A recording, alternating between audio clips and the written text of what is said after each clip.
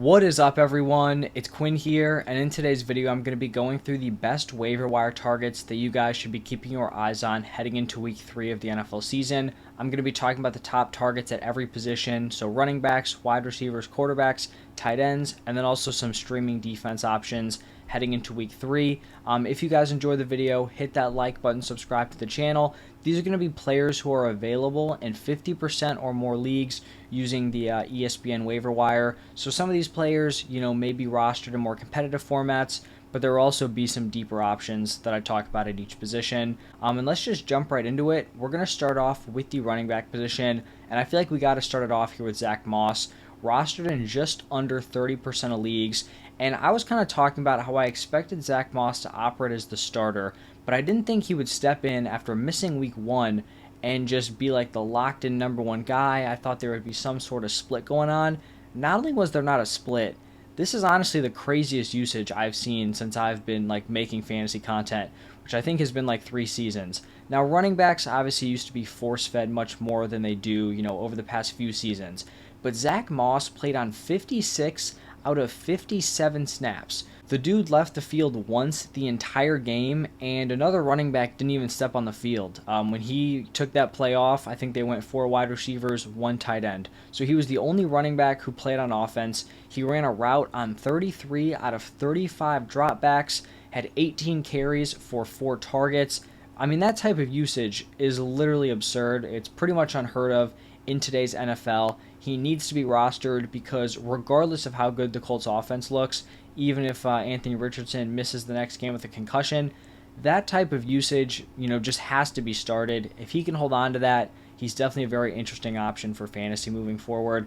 And obviously, I mean, if Jonathan Taylor doesn't end up playing for the Colts, he also just becomes a great option long-term on your roster. So someone who probably should be the number 1 claim this week if he is still out there. Now, the next running back that I'd be looking to target would be Justice Hill, and I'm actually surprised that he isn't rostered in more leagues after we found out that J.K. Dobbins would be out for the season. He's also rostered in just under 30% of leagues. I kind of talked about how I expected this to be a pretty gross split between him and Gus Edwards, but between the two, I do think Justice Hill is the better option moving forward. He had a 57% snap share, a 59% raw participation. He out-carried Gus Edwards 11-10, and then had 3 targets to Gus Edwards 0. We did see Gus Edwards get into the end zone, but Justice Hill actually took 3 of the 4 goal line snaps, so I don't think this is a situation where Gus Edwards is going to be the goal line, touchdown scorer moving forward. I think they're probably going to see a similar workload on the ground, but Justice Hill just has way more upside as a pass catcher. So I think, if I had to choose between the two, I would definitely be going out and getting Justice Hill. Now, the next running back is going to be Matt Breida, rostered in just over 1% of leagues. And unfortunately, late in the Giants game in week 2, Saquon ended up suffering an ankle injury. Not sure how severe it is yet. The reports that I've heard, at the time that I'm recording this, is that it's some sort of sprain, but they don't believe it's structural damage. But, a high ankle sprain could still mean 4+ weeks of missing time. I think if Saquon did miss time, this would probably turn into a split between Breida and Gary Brightwell, but I would favor Matt Breida in that split. So, he would be the guy I'd be looking to add over Brightwell in this offense. Then we're going to move over to Tajay Spears, who's rostered in 12.9% of leagues, and this was just another game where Spears was decently involved for the Titans. He actually outsnapped Derrick Henry in week 1. He didn't outsnap him here in week 2, but 37% snap share, still very strong, 8 carries, 2 targets. He has weekly involvement. I mean, who knows? He may continue to eat into the opportunities, or Derrick Henry could go down. He slides in as a great option. Just someone who should definitely be rostered in more than 13% of leagues. Then moving over to Roschon Johnson, he's rostered in 28.9% of leagues. Had a decent role here in week 2, not necessarily in terms of volume, carries, targets, but his usage, 42% snap share, 38% opportunity share. I think the most notable thing about this Bears backfield is that Deonta Foreman was a healthy scratch, which, week 1 it was kind of like a 3-headed committee with Khalil Herbert, Roschon Johnson, and Deonta Foreman. With Foreman being a healthy scratch, kind of turned into a 2-man committee here. So I think Roschon Johnson's going to have the opportunity to continue carving out a larger role, and I really wouldn't be surprised if over the back half of the season he, could be operating as the running back 1 for the Bears. And then moving over to some more running backs here, went over 5. There's just a lot of interesting options. I have Ty Chandler. He's only rostered in 4.6% of leagues. He's currently operating as the running back 2 behind Alexander Mattison. But to be honest, man, Alexander Mattison has not been great to start off this season. The appeal was that he was going to step right into that Dalvin Cook role. And in previous years, when Dalvin Cook would go down with injury, Mattison would step in. He would have a huge workload. He would produce. Alexander Mattison has not looked good through 2 weeks. He's had 19 carries, averaging 3.3 yards per carry, 10 targets, 6 receptions for only 21 yards. So I just struggle to see the Vikings continue to kind of force feed Alexander Mattison when he's been inefficient. Like, if you're going to force feed a running back and they can maintain efficiency and, they're the best option for you to be giving all these touches to, it makes sense to give guys huge workloads. But it really doesn't make sense to give an inefficient running back a huge workload, because you're just making a not so great running back, carry more opportunities and then get more tired. So I just don't think it makes sense. I think Ty Chandler is going to be getting more and more involved, and maybe he just straight up takes over the RB1 spot for Madison. But even if he doesn't, I think he's going to work his way into this backfield, and is definitely someone who could be on waivers, even in larger leagues or more competitive formats. So definitely someone to kind of keep an eye on there for the Vikings. Then we have Jaylen Warren, rostered in around 41% of leagues. Pretty much the Najee handcuff with solid weekly usage. Haven't seen him play yet this week, but someone who should definitely be rostered in pretty much every league, every normal-sized league. Another handcuff, Elijah Mitchell, rostered in 43.9% of leagues. Just the CMC handcuff. I think some people were expecting him to have some weekly usage. That has not happened. Like, Christian McCaffrey has just dominated the touches in that backfield, but I would still have to imagine that Elijah Mitchell would be the running back 1 if Christian McCaffrey did go down. Another kind of handcuff situation, Tank Bigsby, rostered in 24% of leagues. He kind of had a reduced role in week 2, but I'd still view him as Travis Etienne's handcuff if something were to happen to Etienne.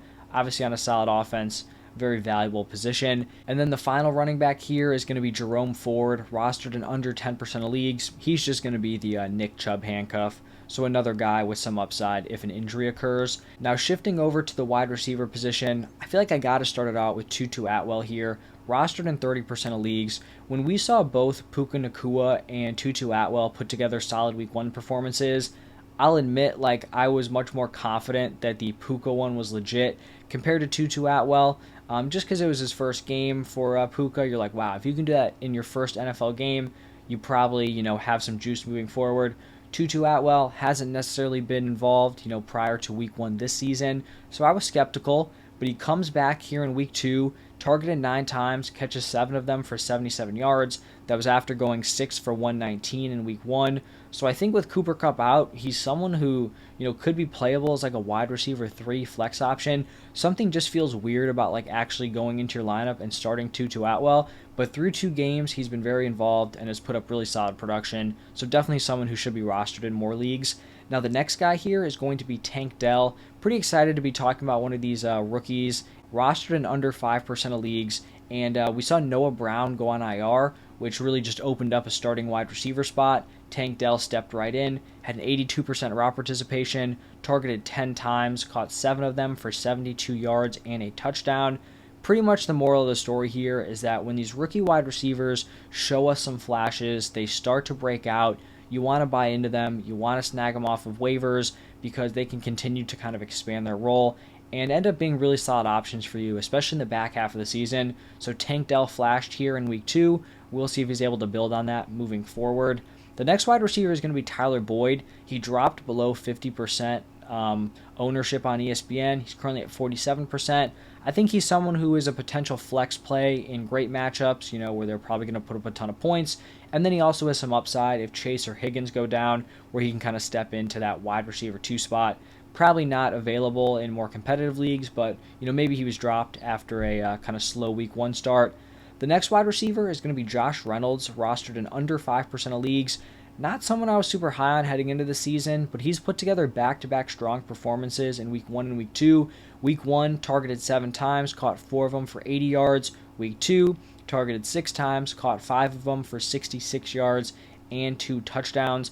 Don't know if Josh Reynolds is someone who I'd want to play consistently, but the Lions do need a wide receiver 2 to step up, He's been that guy. We'll see if he's able to kind of continue that moving forward.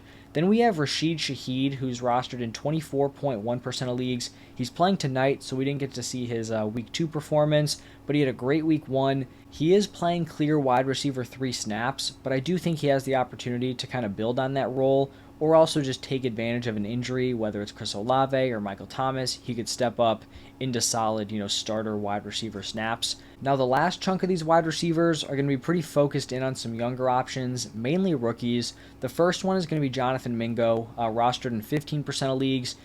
We didn't see him play here in week 2 yet. He's going to be playing tonight, but he had a full-time role in week 1. Didn't really do anything with it, but in a wide open wide receiver room, not a ton of talent on that roster. The wide receiver position, you got Thielen, Chark, Terrace Marshall. Like, he will have every opportunity to break out and be involved. Not saying it's going to happen, but he will have the opportunity, which, for some guys is all you kind of need.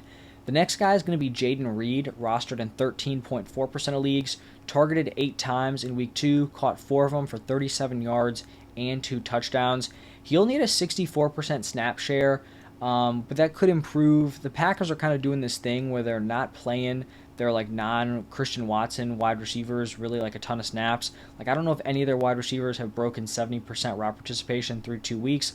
Obviously, Christian Watson is missing time. I would have to assume that Christian Watson would be locked into wide receiver 1 snaps, but the rest of them, they're kind of just battling for, some routes here. But Jaden Reed is definitely interesting.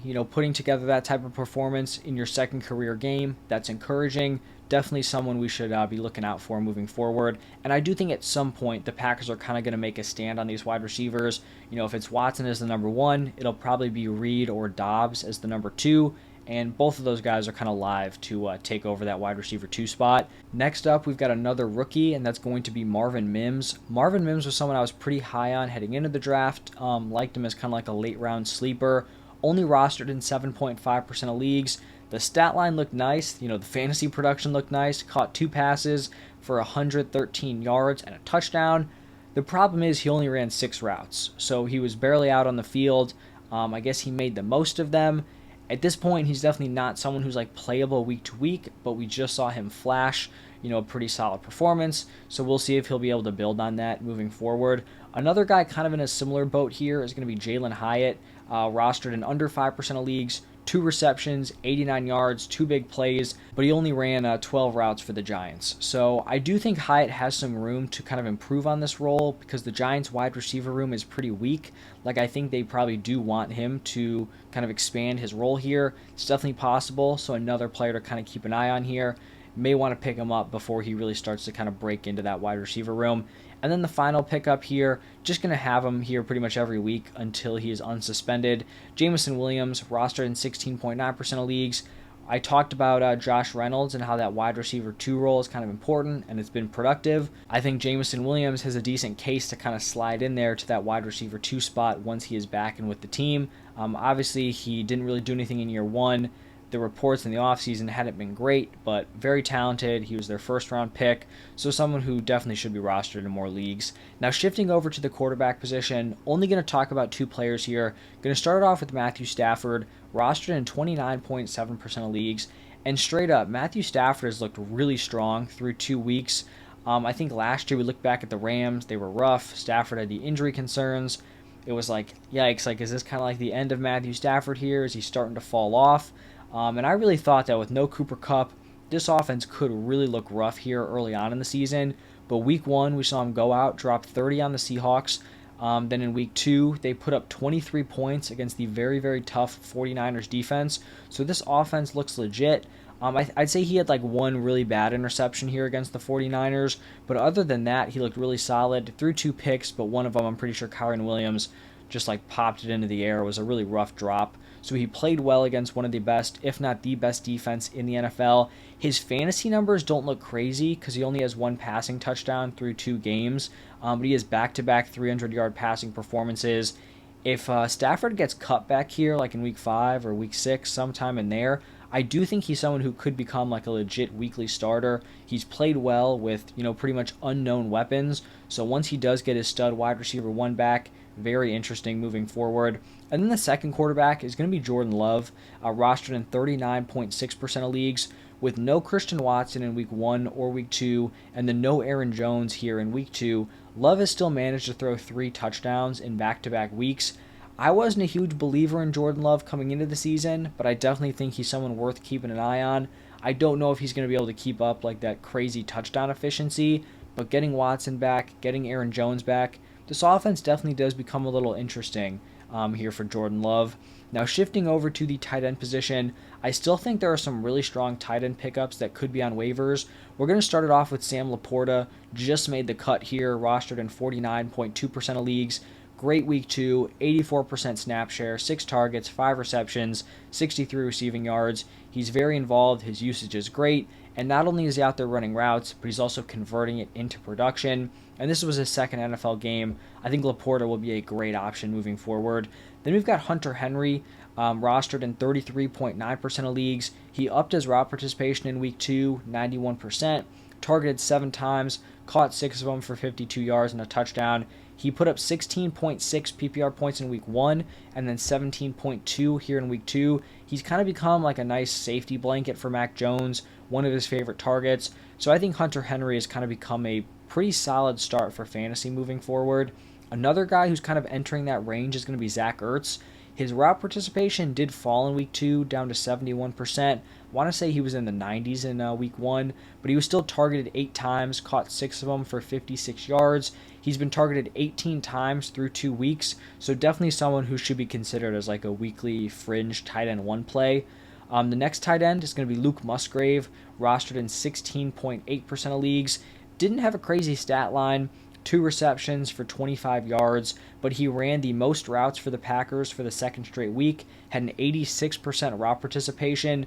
Even though the numbers weren't great, that type of usage is very encouraging, and as a rookie, you would expect him to kind of build on that throughout the season. And you also think he's not at risk of like losing out, on routes with Christian Watson coming back in. You would think that would be the wide receivers there. And then the final tight end here, Juwan Johnson, rostered in 33.2% of leagues. Great week 1 usage. Didn't necessarily have a crazy performance, but the usage was solid. We'll see what he does here tonight on Monday Night Football. And then the final position, the defenses. I have 3 streaming options for you guys. Starting off with the Seahawks, rostered in 5% of leagues, going up against the Panthers. Panthers looked rough in week 1. The Seahawks defense hasn't looked all that great, but you're kind of playing the matchup by going up against a rougher offense. Then we have the Jaguars, rostered in 12.7% of leagues. Held pretty tough against the Chiefs here in week 2. They go up against the Texans. Pretty nice matchup there. And then we have the Chiefs. They just held tough against the Jaguars, just played each other, rostered in under 10% of leagues, and they go up against the Bears, whose offense looks, pretty lost at this point. So those are going to be 3 of the interesting streams. I don't think it's a great week for like streaming defenses. A lot of the top defenses have pretty solid matchups. So unfortunate there, but here are a few that probably are available on waivers. So that is going to wrap it up for my top waiver wire targets heading into week 3. Hopefully you guys enjoyed the video. If you did, hit that like button. Check out my buy low trade targets and my sell high trade targets. Those should be up sometime today. But thank you all for stopping by, and I will see you in the next one.